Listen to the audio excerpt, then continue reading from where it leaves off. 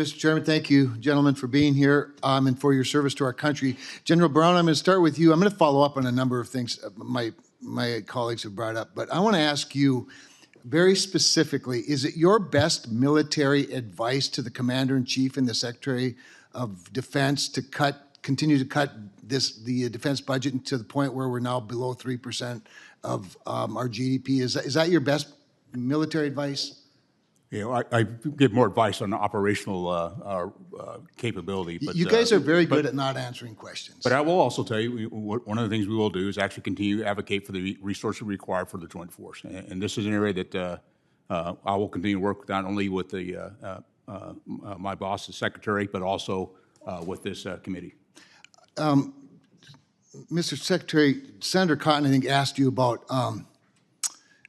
striking energy assets in Russia, particularly refineries. And you sort of said, maybe there's better places. I don't want to say it the way you said, but better places for them to strike. Hasn't energy become a weapon in the war in Russia and Ukraine, and frankly in Iran? In fact, regarding Iran, I think somebody said that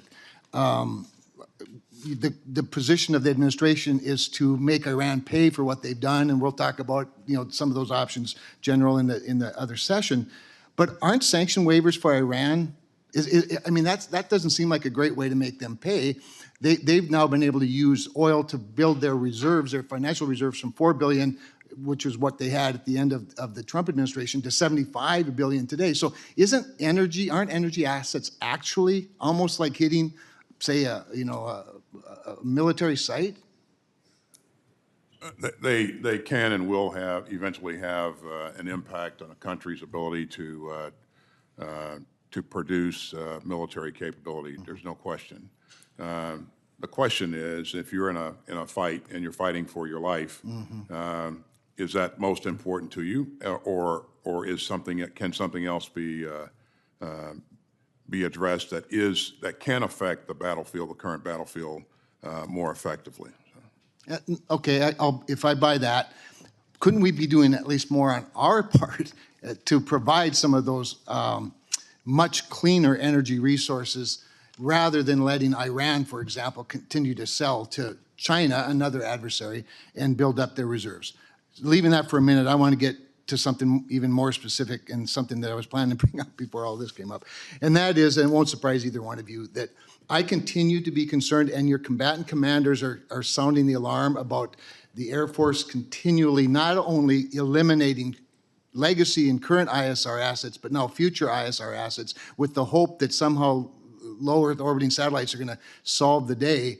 And I know you'll say, because we always hear, well, the combatant commanders never have enough ISR. They'll always say they don't have enough, but their concern is escalating along with the deterioration of our airborne ISR assets. I know about the priorities, and we need to do more. But could General Brown, maybe now that you have this broader responsibility than just the Air Force, maybe you could speak to that a little bit for me and help me feel better about it. And again, we can talk about it in more detail later. Well, Senator, I appreciate the question, and I'll just tell you, based on experience, having been a deputy commander at a combatant command, air component commander, as well as a service chief, and now as a chairman, I do think about all the capabilities that we have, and ISR is one of those. And I will just say it's one of the more contentious issues that we have across the Joint Force. The things we're going to have to continue to do is not only look at the ISR that we do have to keep that moving, but at the same time look at opportunities, particularly, and you mentioned space-based capabilities. That's going to give us access into areas we can't get with some of the ISR that we have today. And so it's the combination of things, how we work together with the Joint Force, and this is an area that I am focused on with the Joint Chiefs and the combatant commands, to ensure that we're making best use of the resources that we do have, the capabilities in ISR, but I'd also say all the other capabilities that we provide for the Joint Force, and how we balance that out to make sure we're putting it in the right place at the right time to provide those capabilities. And so I'm having pretty deep conversations with the combatant commanders and with the Joint Chiefs on these very topics about how do we ensure that we are identifying the areas like ISR that we need to continue to resource, and how we best do that across the service and across the joint force. Earlier, I can't remember who was asking the questions, but you brought up CCA as a force multiplier. My term, not yours, but I think that's a term commonly used. I think it was in response to NGAD. But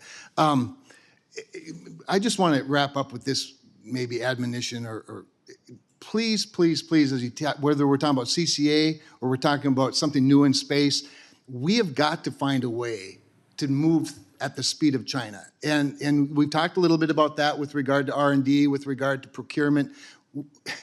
We've got to knock down some of these barriers. And please ask us for help if we need to do some things from a policy standpoint so that our innovators are in the fight with you rather than just the 3 or 4 primes that have the same bureaucratic traditions that, frankly, the military has. We've got to become faster for what is. With that, Mr. Chairman, thank you.